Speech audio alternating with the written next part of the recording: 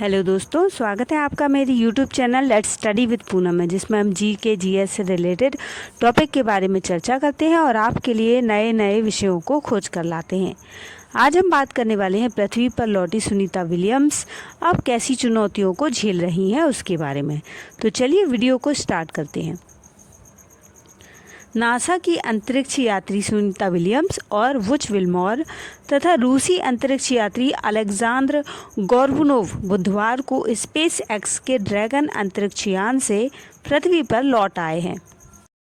International space station के अंदर अंतरिक्ष यात्रियों को हवा में तैरते देखना भले ही मज़ेदार लगता हो, लेकिन वहाँ गुरुत्वाकर्षण नहीं होने का असर धरती पर लौटने के बाद अंतरिक्ष यात्रियों पर लंबे समय तक रहता है और उन्हें मतली, चक्कर आने, बात करने और चलने में दिक्कत जैसी चुनौतियों को से जूझना पड़ता है। वुच विल्मोर और सुनीता विलियम्स बोइंग के नए स्टारलाइन यान से पिछले साल 5 जून को कैप कैनवेरल से रवाना हुए थे।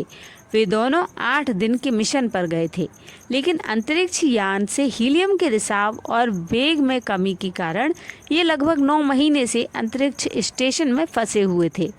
विभिन्न अंतरिक्ष मिशन के तहत यात्रा कर चुके कई अंतरिक्ष यात्रियों ने पृथ्वी पर लौटने के बाद कई समस्याओं के बारे में बात की है, जैसे कि चक्कर आने, बेबी फीट नामक स्थिति जैसी चुनौतियों का सामना करने की बात कही है। बेबी फीट का तात्पर्य है अंतरिक्ष यात्रियों के तलवे की त्वचा का मोटा हिस्सा निकल जाता है और इनके तलवे बच्चों की तरह मुलायम हो जाते हैं।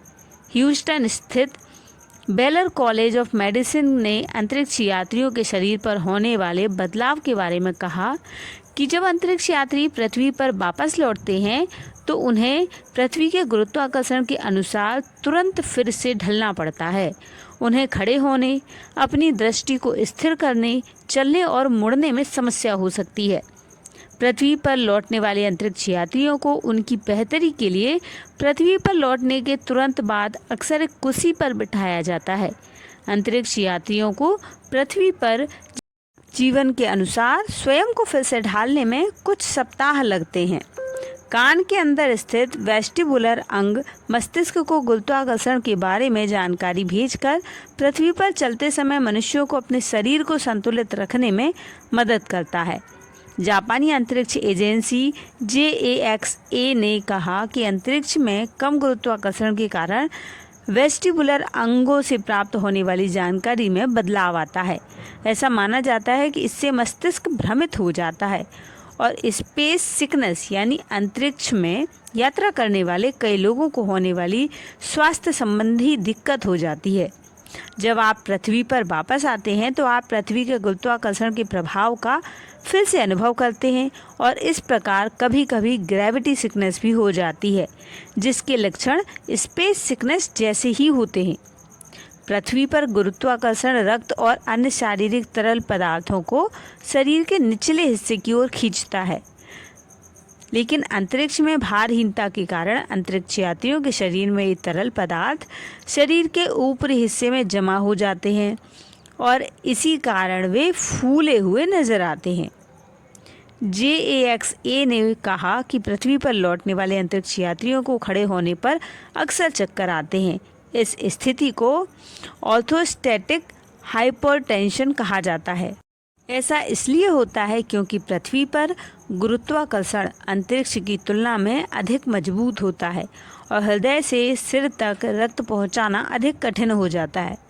गुरुत्वाकर्षण की कमी के कारण हड्डियों के घनत्व में काफ़ी और अक्सर अपूरणीय कमी आती है। नासा के अनुसार अगर अंतरिक्ष यात्री इस कमी को दूर करने के लिए सावधानी नहीं बरतते तो वजन सहन करने वाली हड्डियों का घनत्व अंतरिक्ष में हर महीने करीब 1% कम होता जाता है। इस समस्या से निपटने के लिए अंतरिक्ष स्टेशन पर अंतरिक्ष यात्रियों के लिए खास व्यायाम व्यवस्था भी है। नासा ने कहा कि अंतरिक्ष यात्रियों को शून्य गुरुत्वाकर्षण के कारण हड्डियों और मांसपेशियों को होने वाले नुकसान से बचाने के लिए ट्रेडमिल और स्थिर साइकिल का उपयोग करके प्रतिदिन 2 घंटे व्यायाम करना आवश्यक है। यह व्यायाम नहीं करने पर अंतरिक्ष यात्री महीनों तक अंतरिक्ष में तैरने के बाद पृथ्वी पर लौटने के बाद चलने और खड़े होने में असमर्थ रहेंगे। कनाडाई अंतरिक्ष यात्री क्रिस हेडफील्ड ने बताया कि उन्हें अंतरिक्ष में जीव के भारहीन होने के कारण 2013 में इंटरनेशनल स्पेस स्टेशन से लौटने के बाद बात करते समय दिक्कत हुई और हेडफील्ड ने कहा कि पृथ्वी पर लौटने के तुरंत बाद मैं अपने होठों और जीभ का वजन महसूस कर सकता था और मुझे अपनी बातचीत का तरीका बदलना पड़ा। मुझे एहसास ही नहीं हुआ था कि मुझे भारहीन जीभ से बात करने की आदत हो गई थी। रोग प्रतिरोधी क्षमता का कमज़ोर होने के कारण पृथ्वी पर लौटने के बाद अंतरिक्ष यात्रियों को संक्रामक और बीमारी का खतरा अधिक बढ़ जाता है।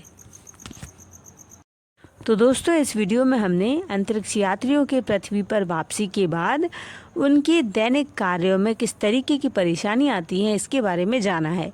तो यदि वीडियो आपको पसंद आता है तो कमेंट करके ज़रूर बताइए और यदि चैनल पर नए हैं तो चैनल को लाइक, शेयर और सब्सक्राइब ज़रूर करिए। धन्यवाद दोस्तों।